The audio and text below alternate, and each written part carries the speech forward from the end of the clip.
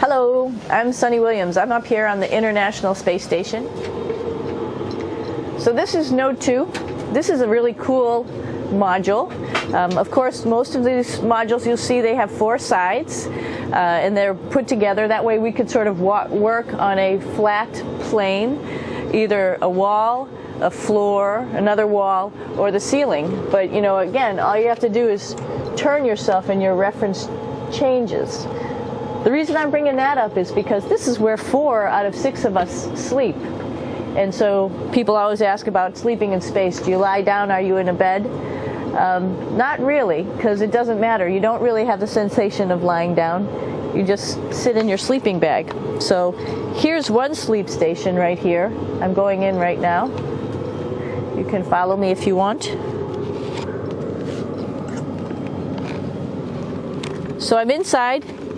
It's sort of like a little phone booth, but it's pretty comfy. I've got a sleeping bag right here that we sleep in, so we don't have sort of like a little bit of a cover. We don't fly all over the place. But you know, you can sleep in any orientation. I have it feeling like I'm standing up right now, but like you saw, I'm on the floor. But it doesn't matter if I turn over and I sleep upside down. I don't have any sensation in my head that tells me that I'm upside down, so it really doesn't matter.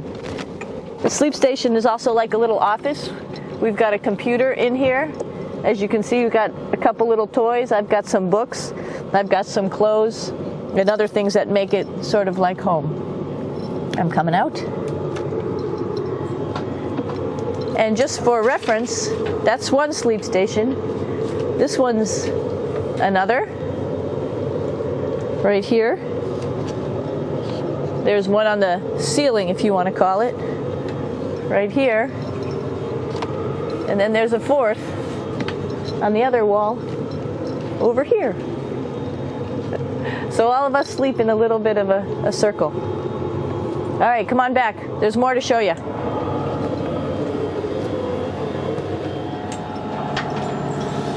I know that there's some questions about how to use the bathroom and how do you actually live in space like normal, like at home. I mentioned real quickly about getting up in the morning and brushing your teeth and washing your face. Well, how do you do that?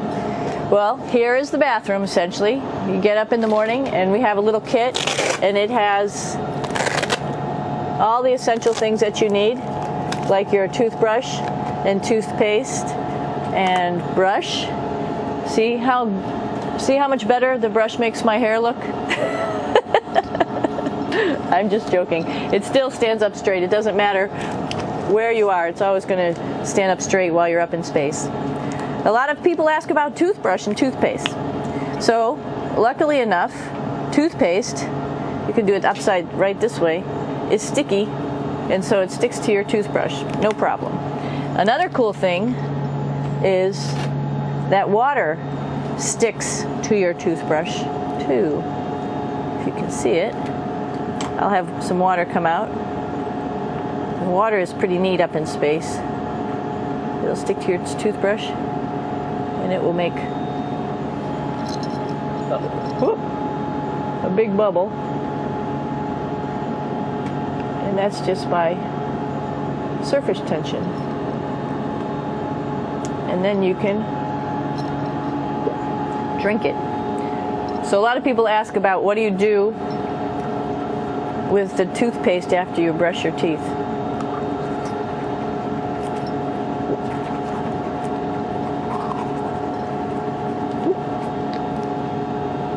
Two options. Swallow it, and it's sort of like mouthwash, but it tastes a little gross.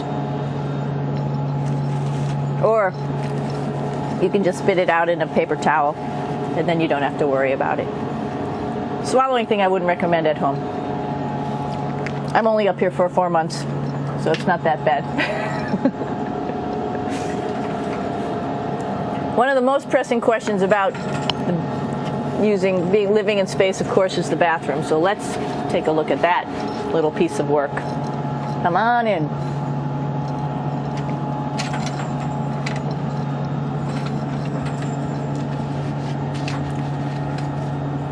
Here we are at the throne. This is awesome. You might see the little, you might have noticed the little moon on the outside. This is our orbital outhouse right here.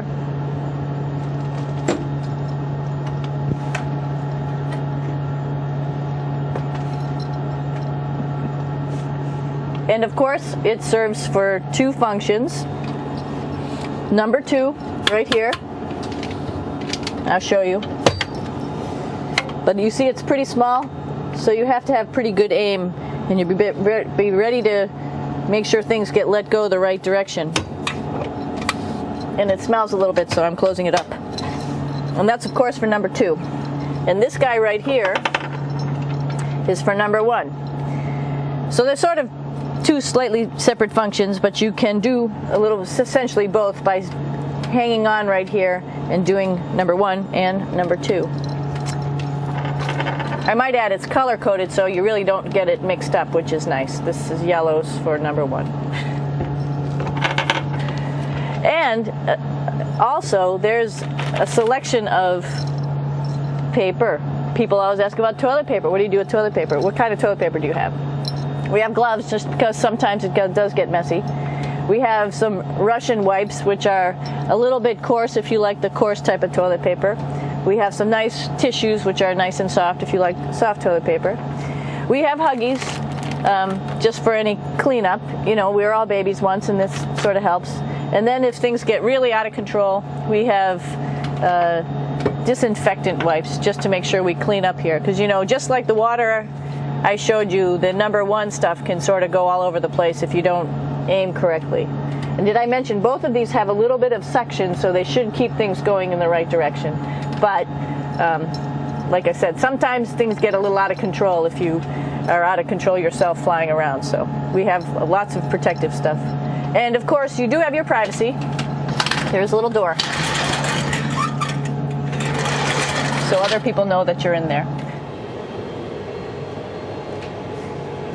Here's a pretty cool place. This is sort of like in your house where everybody meets in the morning. After you wash your face, brush your teeth, you want to find something for breakfast. And this is our kitchen. You might notice there's all sorts of foods here.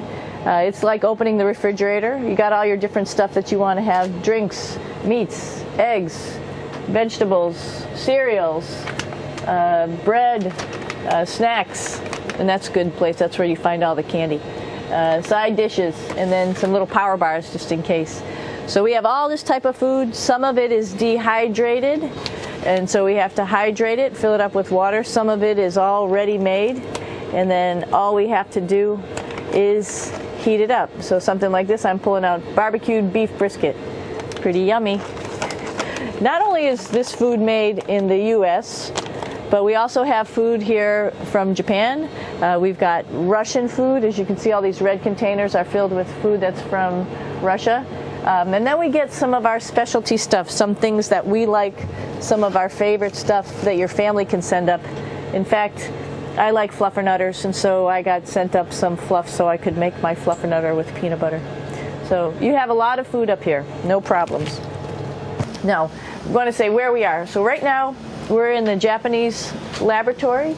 It's one laboratory out of many here on the International Space Station. It's actually on the left-hand side. If I was International Space Station and I was flying through space like this, my left hand would be where the Japanese laboratory is.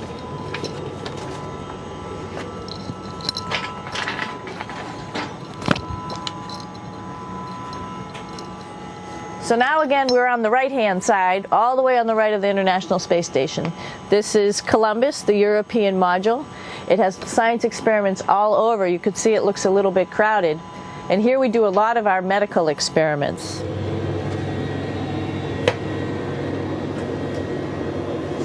Here we are in the U.S. laboratory.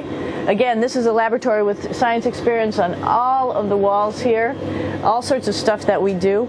And one of the things we also do is we exercise. We have some exercise equipment on board the space station.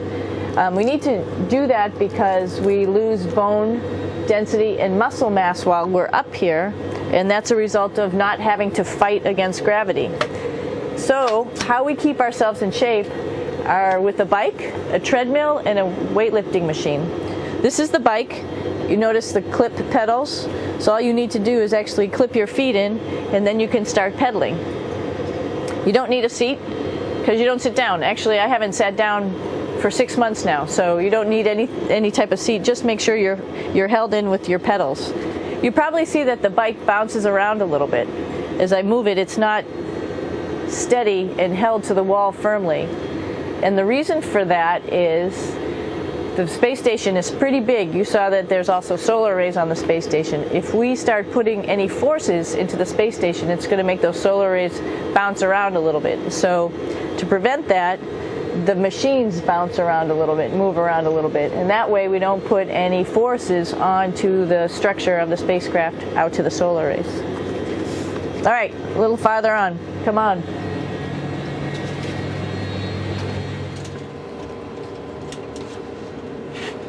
I'm here with my two buddies in the airlock.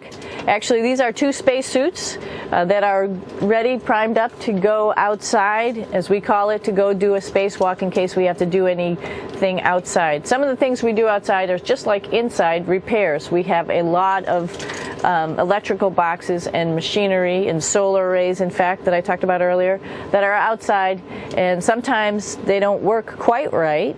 Remember, space is really cold and really hot, and it's also the vacuum of space with no pressure, and so some of the equipment doesn't work well all the time. So we might have to go out and do a spacewalk.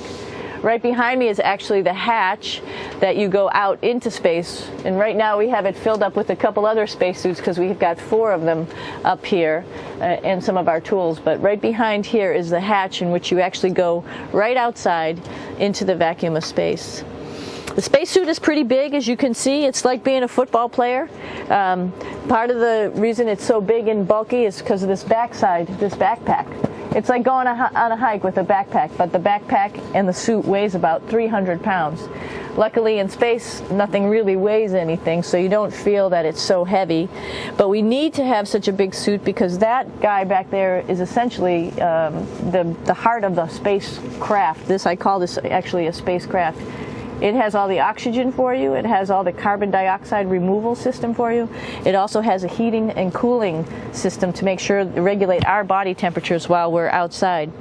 It also has a computer, so it tells you on a display here if there's anything that's going wrong with the suit, if we're running out of oxygen, if we have too much carbon dioxide, or any type of electrical problem. So it's a pretty awesome little spacecraft, and actually got to go out, use my little spacecraft a couple times, and it worked like a charm. Lucky that it works very nice. You might want to see what the helmet looks like. It's pretty cool too. We don't usually go out like this, so you usually can see when the helmet's open. So you can see what it looks like inside. Somebody's little head would be inside of here. So you can see, you can turn your head all the way around while you're inside of there, but the helmet stays still, so that's determines your how far you could see. And it's usually pretty sunny out there, so we have to wear our sunglasses, and this is our sunglasses right here, which make you look pretty cool. This is the cupola. It sticks down below the space station. It's one of those places you find yourself hanging out in all the time because all you want to do is look back at our planet. I think some questions I had were about what do you do in your free time? And you can't help but want to just come to the cupola and look outside as much as you can.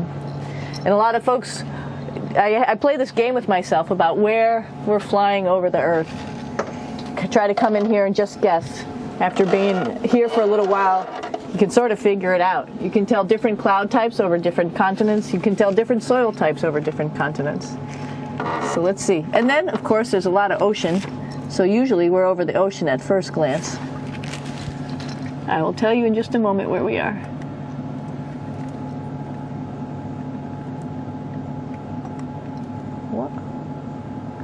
There we go. So right now we are right over Africa. It's a little bit cloudy, as you can tell. But we're right over the continent of Africa. Hey, what's that? I think that's a Soyuz spacecraft. That's the spacecraft that's taken us home to planet Earth today. Oh my gosh. We might have to go take a look at that.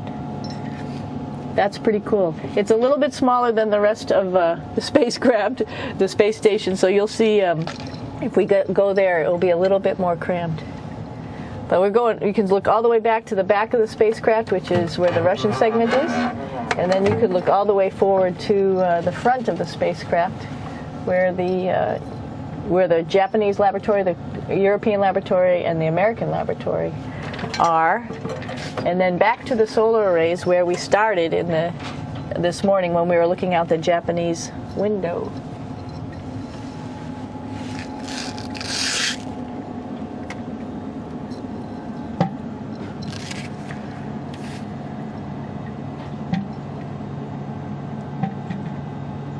So other questions that were here are, what would you recommend as a job, and to what type of person would want to be an astronaut?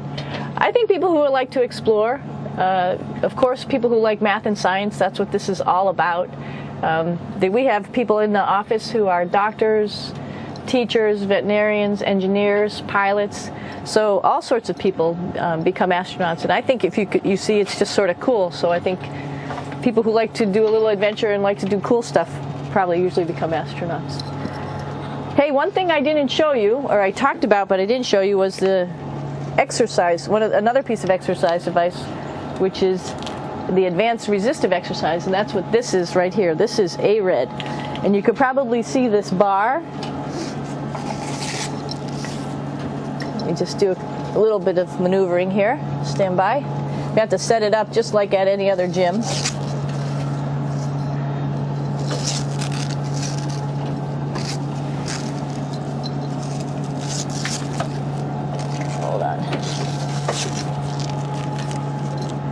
Show you how this works.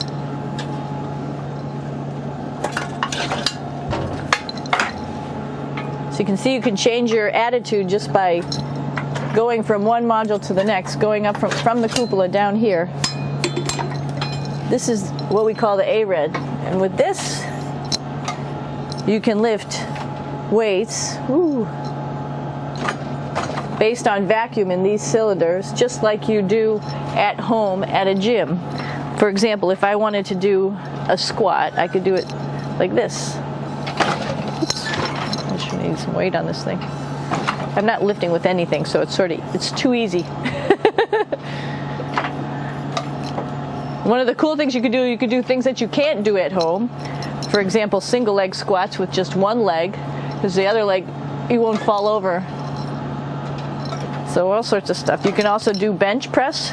We have a bench that we could add on here, so you can work on your beach muscles.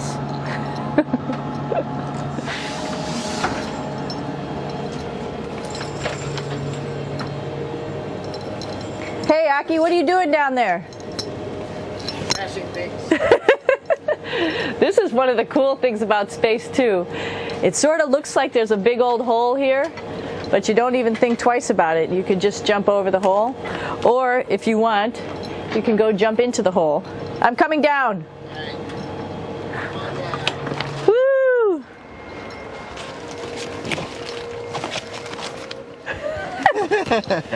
Then you can come right back up again, like Superman. Woo!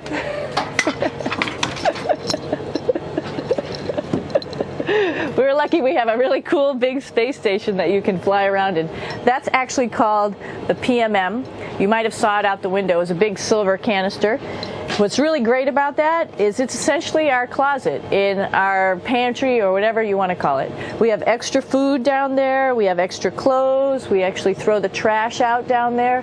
So it's nice and organized, and we have all of our stuff that we need while we're working in all these other modules all stowed in this location down here. And it's a lot of fun to play in. So we're going into the Russian segment. Be ready. You don't need a passport either.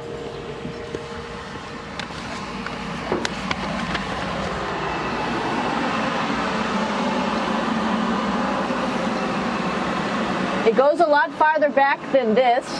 We'll go take a trip and say hello to the boys down there in just a minute. Well, let's do that first, actually, and then we'll go down to the Soyuz at the very end. This is Yevgeny. Hi. Doing a little tour.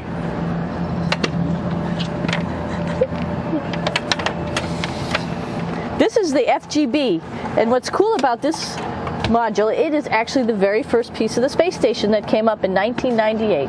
The space station has been around for about now manned for 12 years, but it's been up in space for about 14 years. And this was the very first. It is like the Russians' PMM. It has a lot of storage, as you can see.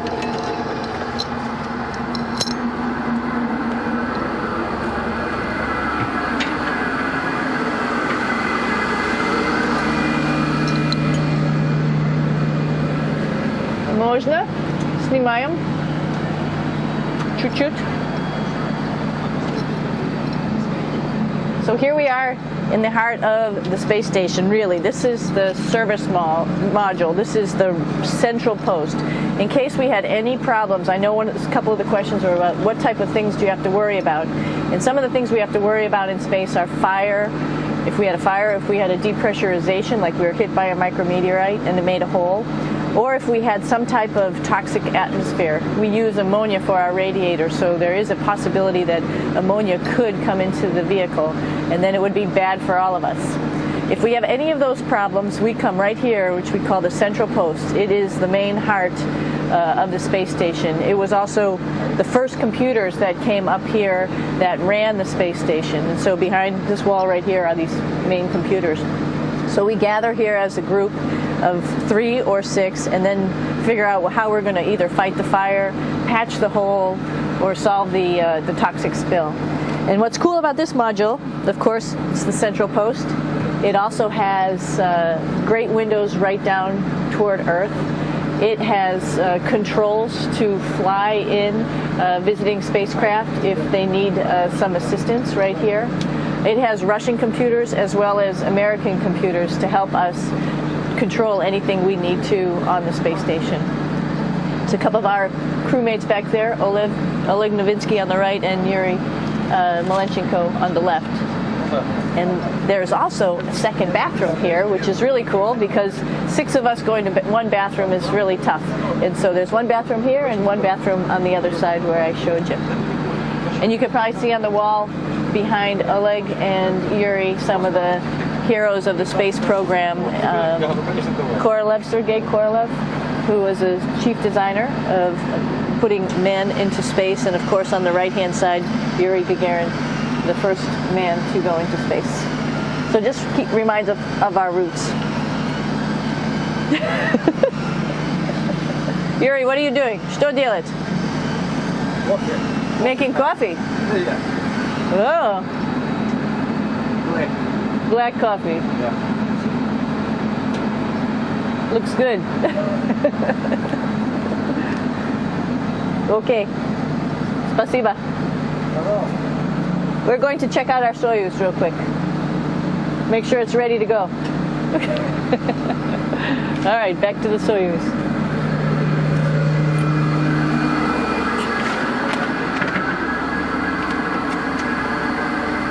I'm going to stop here just for a quick second. You can see on the Russian spacecraft there's also other modules that stick out, down, and above. Right here is, let's see, I'm trying to be oriented. That's a place where we do spacewalks from for the Russian side. There's Russian spacesuits in here, and also a visiting vehicle which brought fruits and vegetables and becomes a trash container when we undock. Up on this side is also a future place where they're going to do spacewalks from, and connected to it is Kevin's, Oleg's, and Yevgeny's Soyuz spacecraft. And now let's go see ours. Whoa! Извините. No problem. Это пробка.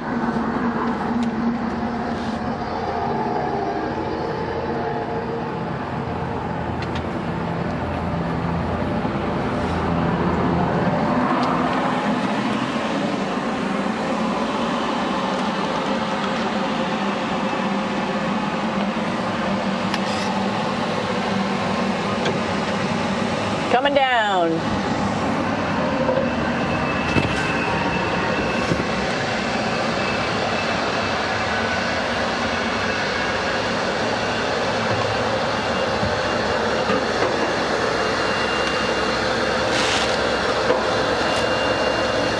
little tricky getting in here.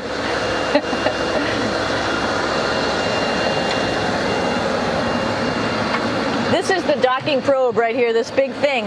This helps us connect to the spacecraft. This probe actually sticks into this cone, and that's how the spacecraft, our Soyuz, becomes connected to the ISS initially. That is then replaced by clamps, which are around here, that will allow the two spacecraft to be stuck together. And then you can remove the probe and the cone.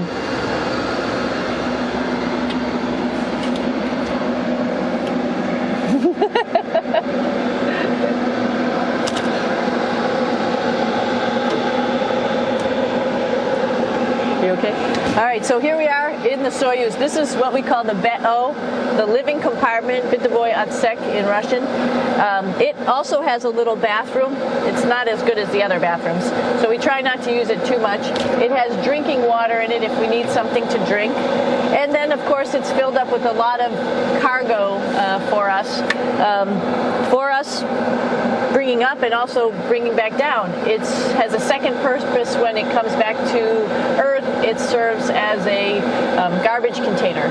During the descent, we'll get rid of this area right here, and everything that's in it will just burn up as it's coming into the atmosphere, so that way we can get rid of a little bit of trash. But the main area where we were on launch and where we're going to be on descent is down here, because we're not part of the trash. So we're in a safe place. So we're in the descent module, SA. It's a little small, but you can get in.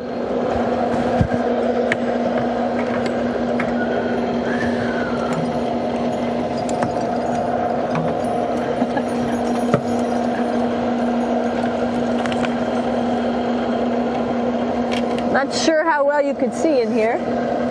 Hold on for a second.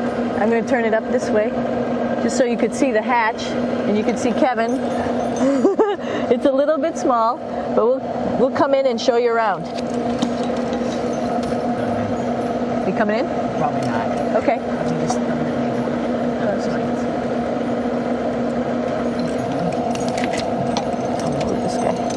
Got to move a couple things. We were just starting to get ready. We're preparing a couple days ago for our ride home. It's a little bit squishy, but everybody asks, how do you sit in the Soyuz? And you sort of sit in your seat like this. The seat is molded to your body, and so you can just sort of squish in here and be pretty relaxed. Everybody has a handmade seat for them. And then, of course, there's a control panel, and that's where we do most of our actions and work right here. There's hand controllers, which you can fly the vehicle with, and there's a stick right here, primarily used for communications when we're trying to talk to the ground. So 3 of us fit in here. Like I said, it's a little squishy, but somehow it seems like we all managed to get in here and fit pretty well, and it's a pretty safe ride home. You're probably wondering, what's all this junk behind us? Well, it's all of our parachute, first of all, and then it's all of our survival gear, just in case we end up landing in some strange place on the planet and nobody's there to rescue us right away. We have all sorts of survival gear with us, keeping us safe in here. So they've pretty much thought of everything. And we'll be home on the planet within the next 12 hours. Pretty shocking.